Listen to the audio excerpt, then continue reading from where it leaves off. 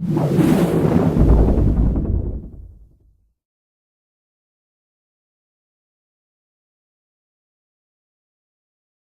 must admit that I had to look up the Union of the Comoros when I found out that I would be going there. The 4 islands that make up the Union lie between Mozambique and Madagascar in the Indian Ocean. Made briefly famous earlier this year when an Air Yemenia flight crashed near the islands, the Comoros Islands are known for really little else. A former French colony, the Comoros gained independence from the French in 1975 for 3 of the 4 islands. The island of Mayotte is still claimed and administered by the French. French is widely spoken, as well as their native language, which is a mixture of Swahili, Arabic, and French. One of the poorest countries in the world, they have an annual budget of only 40 million euros, 80% of which goes to pay government salaries.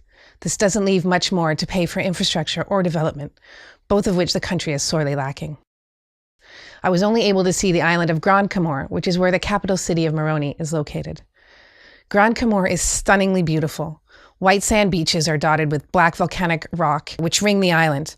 Coral reefs circle much of the island and provide a natural break for the waves, with potential for fantastic diving, fishing, surfing, if only the facilities were available. One main road goes around the island. It's paved, but just barely, and many parts have potholes that keep the cars from driving at more than a moderate speed.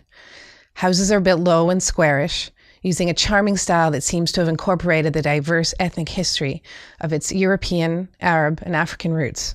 For all their lush greenness, the islands produce very little in the way of agriculture or farming. The volcanic rock isn't overly fertile, but there also doesn't seem to be a big interest in farming either. And the country imports the majority of its food items.